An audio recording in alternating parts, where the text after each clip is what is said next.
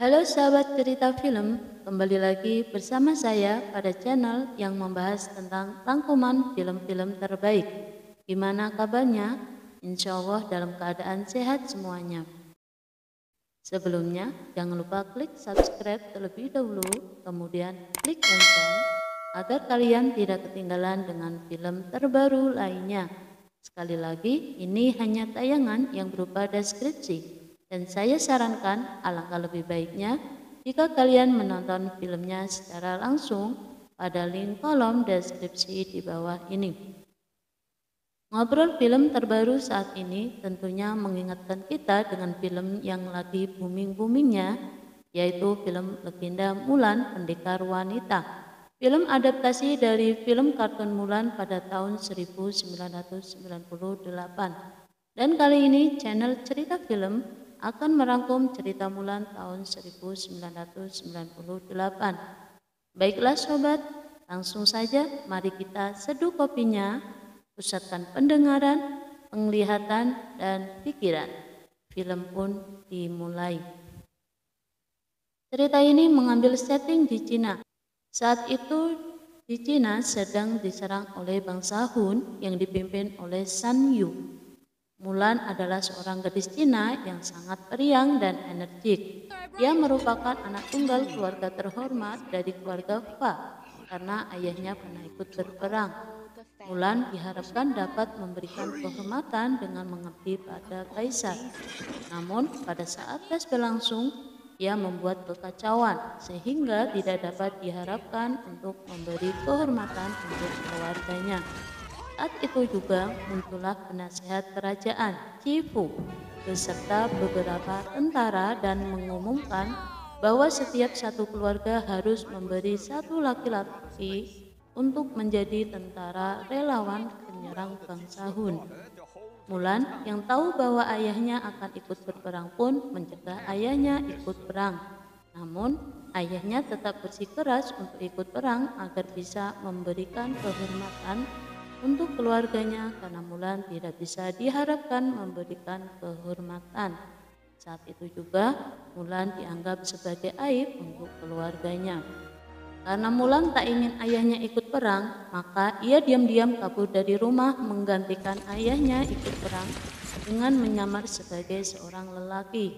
Keluarga Mulan yang khawatir pun meminta bantuan pada arwah para leluhur penjaga keluarga untuk menjaga Mulan. Para leluhur yang mendengar doa pun memutuskan untuk mengirimkan naga terkuat untuk menjemput Mulan.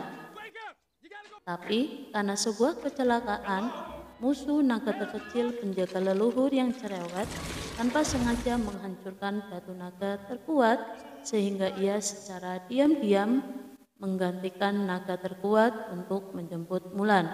Namun ia tidak berniat untuk menjemput Mulan, melainkan menjaga Mulan selama Mulan dalam masa penyamarannya. Dengan dibantu oleh musuh, Mulan akhirnya memiliki sedikit kepercayaan diri untuk masuk ke perkemahan para tentara relawan. Pada hari pertama, ia membuat kekacauan besar di perkemahan sehingga membuat komandannya, Kapten Lisang, dan beberapa tentara relawan, Yao yang gempal, Ling yang kurus, dan Chin Po yang gendut tidak menyukainya. Selama pelatihan perang itu, Mulan beberapa kali mengalami kesulitan untuk menjadi pria sejati karena tubuhnya yang lemah. Dimulai dari mengambil anak panah di atas tiang tinggi, memanah apel, mengambil ikan, latihan menembak meriam, menahan serangan batu dengan keseimbangan, menghindari tembakan, sampai mengangkat air. Namun dengan tekad dan kerja kerasnya, ia bisa beradaptasi dengan baik. Bahkan semua tentara yang tadinya memusuhi Mulan mulai tidak lagi mengganggunya, termasuk Yo, Ling, dan Chin Po. Masalah terjadi ketika penasihat Raja Cifu memutuskan bahwa pasukan Li Shang tidak siap untuk bertarung. Dengan siasat dari musuh, yaitu menuliskan surat darurat palsu dari Jenderal Li yang sudah ada di garis depan medan perang. Tentara Li Shang pun diharuskan untuk segera ke medan perang di garis depan membantu tentara lainnya yang sudah duluan sampai di medan perang menghadapi bangsa Hun. Ternyata tentara Lisang terlambat untuk sampai karena semua perkemahan tentara yang sudah sampai duluan telah hangus. Ditambah lagi, Jenderal Li, ayah dari Lisang, mati dalam pertempuran itu sehingga membuat para tentara Lisang menjadi satu-satunya pasukan tentara yang tersisa untuk menghadapi bangsa Hun. Ketika melanjutkan perjalanan, mereka langsung berhadapan dengan bangsa Hun yang bersembunyi di Bukit Salju. Pertempuran pun terjadi. Bangsa Hun yang berjumlah ratusan siap maju menghadapi para tentara terakhir yang hanya berjumlah puluhan. Dengan kecerdikannya, Mulan menembakkan meriam ke atas Bukit Salju yang tembakannya menyebabkan salju longsor dan mengubur semua bangsa Hun tanpa sisa, termasuk Shan Yu.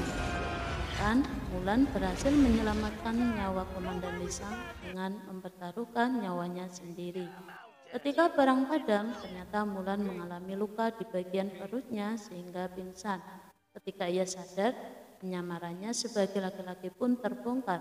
Penyamaran itu merupakan penghinaan terhadap tentara Cina, sehingga Mulan harus dihukum mati oleh Lisang saat itu juga. Tapi karena Lisang telah berhutang nyawa pada Mulan, ia tidak membunuhnya dan meninggalkan Mulan di tempat terjadinya perang tadi. Sementara para tentara pergi menuju istana kaisar untuk memberitakan kemenangan. Ketika para tentara telah pergi, Mulan melihat bahwa Shan Yu dan beberapa teman terkuatnya bangkit dari salju yang mengubur mereka. Mulan pun cepat-cepat menyusul pasukan tentara yang telah sampai di halaman istana kaisar untuk memberitahu bahwa Shan Yu masih hidup. Sayangnya tak ada yang percaya satupun pada Mulan karena ia telah dianggap pembohong. Ucapan Mulan pun terbukti. Shan Yu dan teman-temannya segera menyergap dan menyandera kaisar ke lantai atas istana. Lisang dan para pasukannya berusaha membuka pintu istana. Mulan yang memiliki ide lain pun mendapatkan bantuan dari Yao, Ling, dan Jin Po untuk masuk ke dalam istana. Bahkan, Komandan Sang pun ikut membantunya masuk ke istana dengan memanjat lewat pilar ke lantai atas istana. Sementara ketiga temannya membawa lari kaisar ke tempat yang aman. Mulan dan Lisang menghadapi Shan Yu.